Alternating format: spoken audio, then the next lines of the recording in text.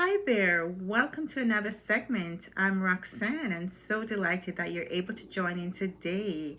And we have been looking at recharging and resetting. And we've done a couple of recharges and resetting. We did physical recharge. So persons who have done that, please, you should be doing your physical workouts, getting into an, activity that's engaging physically. And you want to ensure that you have someone like an accountability partner if you can't do this on your own. And no excuses. If it's cold outside or you're unable to go outdoors, then you can get inside too. So that's a part, some of the things that we mentioned. If this is your first time, please go ahead and look at some of the topics that were already shared. And we spoke about mentally recharging. So using our affirmative words, we're doing everything to empower ourselves to be able to accomplish your goals. And so we spoke about things like, one affirmation is, I'm a winner. So speaking that into your, speaking that almost on a daily basis is important as well. So you want to do that. And we spoke about spiritual recharging. So you want to get into a position of prayer, using the word a lot more, exercising a lot more faith if you want to recharge spiritually, getting connected with God. So we did speak on that. So go ahead and look back on some of the things that if you have not started, please go ahead and do so. And so today we're going to be touching on recharging and resetting financially. Oh my goodness. So if you want to start afresh, that's fine. So many persons are trying to, get to their financial goals. You might want to, reflect. Let's see, what are some financial goals that you do have in mind? What does that look like for you? Maybe there are some basic tips that you need to be aware of. You need to start putting them in practice if you want to actually reset, if you want to start afresh for a brand new season or year. So one of the things that you want to perhaps get some paper out, you want to write down, be reflective, think about last year. What are some bad decisions that you made financially that you want to avoid doing now and into the future? You might want to write those down. What are some good things? They might have been a couple good things that you did, some decisions that you made that were in fact great decisions for your financial goals. Write those down as well. Guess what? We want to really do a lot more of the good things that we did, and we want to incorporate a few more things if you want to get to that financial goal. So maybe spending a little bit too much in areas that you should not have been doing, making bad decisions, spending without actually budgeting. Those are some things that you want to think about and avoiding as much as you can.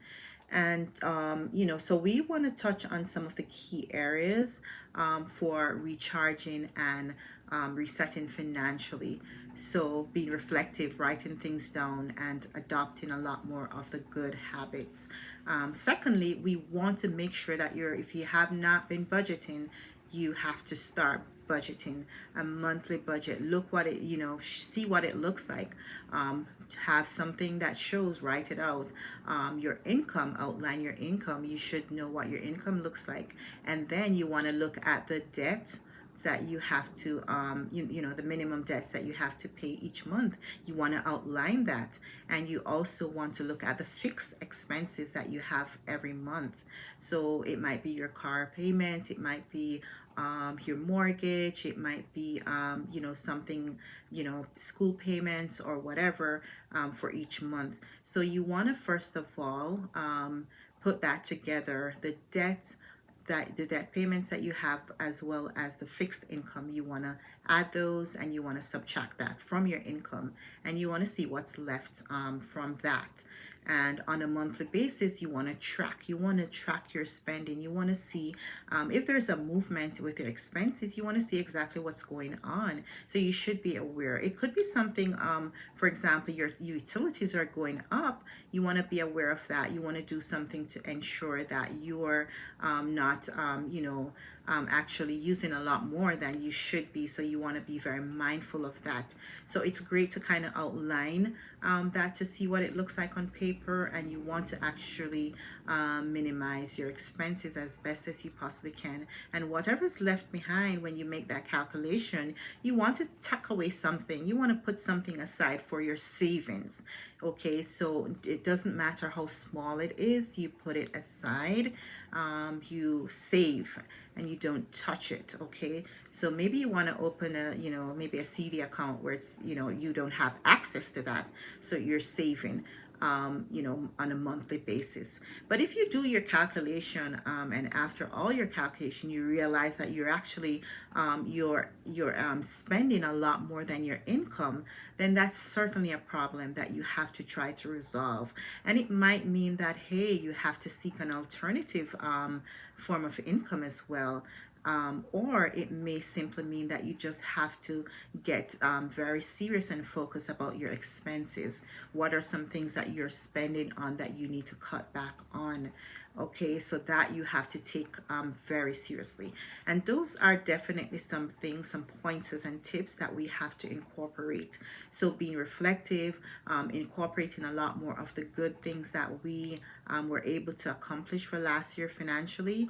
And we also want to ensure that we're budgeting, we're seeing exactly what our budget looks like on a monthly basis, and we want to save. Okay, and so those are some things, but we I want to also ensure that I'm incorporating the mental aspect of things. What's happening when our finances are not working right.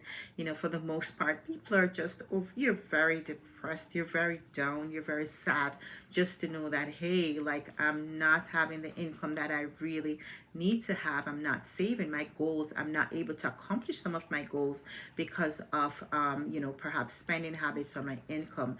And so this is definitely an important topic for many persons. And if you're growing financially, that's great. Keep going, keep on top of your game. And so these are some tips for sure. And another thing that happens, sometimes persons, there's a lot of emotional behaviors that will tie us into poor spending habits.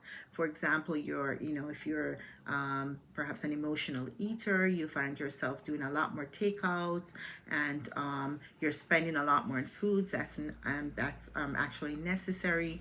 Or you're doing things like you're shopping a little bit more, you're buying a lot more than you can actually handle. Okay, so you want to be careful of that, and that's why it's important to kind of look and to write things down a little bit to see what's actually going on financially, to see what you can do. So it's important to track your spending habits a little bit more, as well, if you want to financially recharge. And so being very careful with being hard on yourselves for making poor decisions financially.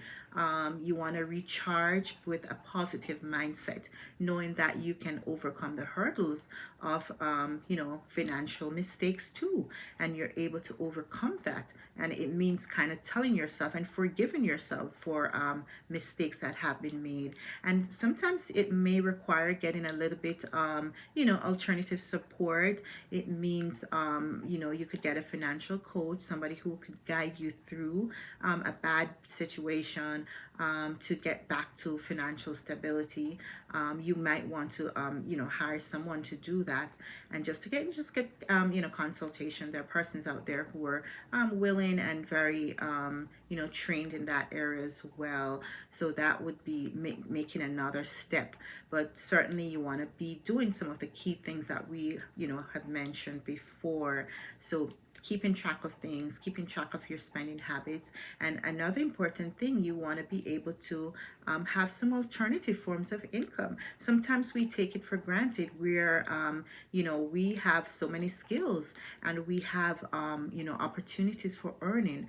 And one of the things that I did do a little bit of review on the mindset of a millionaire. There are so many things that they do have in common. And for sure, one of the things is that they're consistently frugal. They're very careful on their spending habits for sure, but they seek out opportunities for alternative forms of income. And so you might want to consider doing that if you have not been able to do that before. Looking at a day or an opportunity, a time of the week that you could do something a little bit more, not anything, not anything overwhelming, right? So, but you want to be able to have some form of income, and you see how much that adds up, and that helps to, as you go along. So, those are some key areas that you want to take. When you want to make sure that you're paying attention to as well. And another key thing that you want to do, you want to make sure that you're doing a little bit more of smart shopping. Okay, so shop around for the prices that really makes a difference. And saving a little bit here or there. It's important to do that. Not just spending wildly, not just checking to see. Look out for deals. Do couponing. There's so many groups out there that they share on couponing, and the couponing deals and things like that you can be a part of, and do some couponing, redeem points and save, and things like that really works and helps a lot. You also want to do a little bit of bulk buying. If you can do bulk buying, that saves too. So instead of you could do your weekly shopping rather than daily or monthly. You want to shop, you want to make sure that you get better deals, buying in bulks as well. So you want to make sure that you're doing that. And another key way of, when you do your bulk shopping, you want to cook as well in a particular way. So instead of cooking for on a daily basis, you could cook for the week.